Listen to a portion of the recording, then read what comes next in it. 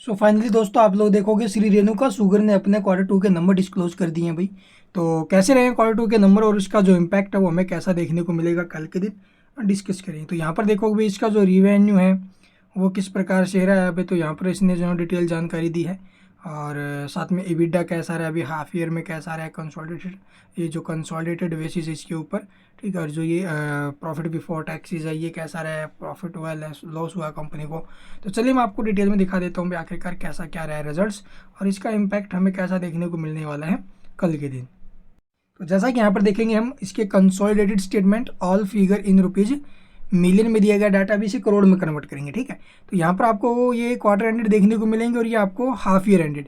तो चलिए देखते हैं आपके बार जो टोटल इनकम हमें देखने को मिली है तो वो यहाँ पर आप लोग देख सकते हो करंट क्वार्टर के दौरान 25,782 मिलियन यानी कि करीब 2,578 करोड़, जो प्रीवियस में क्या थी भी लगभग 3,075 करोड़ की इनकम थी और प्रीवियस ईयर के सेम क्वार्टर में 2,564 करोड़ की इनकम थी। यानी कि देखा जाए तो ईयर टू ईयर इनकम में जंप आया, बट Q1 बेसिस पर जो इनकम है वो टूटती है भाई।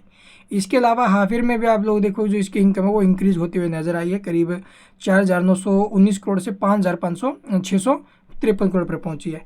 इसके अलावा एक्सपेंस देखेंगे, टोटल जो खर्चे किए हैं कंपनी ने करंट क्वार्टर में 2,619 करोड़ के, प्रीवियस में क्या थे भी 3,253 करोड़ के और प्रीवियस ईयर के सेम क्वार्टर में 2,719 करोड़ के। यानी कि ईयर टू ईयर कंपेयर करोगे तो इसके जो एक्सपेंस है कम है एंड क्वार्टर टू क्वार्टर भी एक्सपेंस कम है।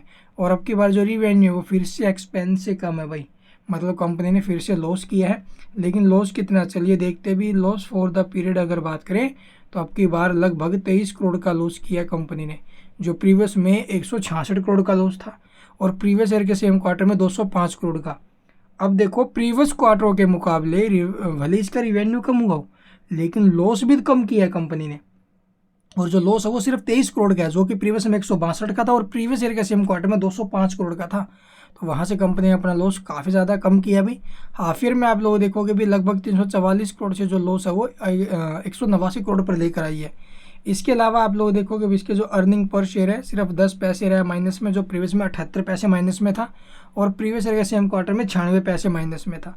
इसके अलावा आप लोग देखोगे भी ये इसके जो रिवेन्यू सेगमेंट्स हैं, आप लोग इन्हें एक बार वीडियो को पॉज करके पढ़ लेना भी किस सेगमेंट से कितना रिवेन्यू कंपनी जनरेट किया है करंट क्वार्टर के दौरान, ठीक है। इसके अलावा आप लोग देखोगे भी अब की बार वो एक चीज़ और फेस करनी पड़ी थी ना, वो जो ये क्या बोलते हैं भाई, जो शुगर के एक्सपोर्ट पर बैन वून लगा दिया था वो भी तो फेस करना पड़ा था, ठीक है। अब यहाँ पर आप लोग ये एसेट्स वगैरह देख लेना पहुँच करके, पीछे के मुकाबले जो एसेट्स है वो हमें यहाँ पर कम होते हुए नज़र आई है अभी इसकी, ठीक है। एसेट्स कम हुई है इसकी। और बोरोइंग की अगर बात करें कंपनी के ऊपर डेट की, तो डेट हमें करंट में जो दिखाई दे रहा है वो देख सकते हो भी कंपनी के ऊपर डेट है। Q2 का क्या बोलते हैं भी इसका शॉर्ट टर्म में कम हो, शॉर्ट टर्म में तो आप लोग देखोगे कम हुआ है एंड लॉन्ग टर्म में भी कंपनी ने अपना डेट कम किया है, ठीक है। तो ये टोटल अपडेट्स अभी। इसके अलावा आपको कुछ पूछना कमेंट में पूछ सकते हो और चैनल को सब्सक्राइब नहीं किया तो सब्सक्राइब करना बिल्कुल मत भूलना। इसका इम्पैक्ट की बात करें तो इम्पैक्ट अच्छा आना चाहिए भी, पीछे के मुकाबले कंपनी ने लॉस जरूर किया है लेकिन कम किया है, ठीक है। And thank you for watching the video.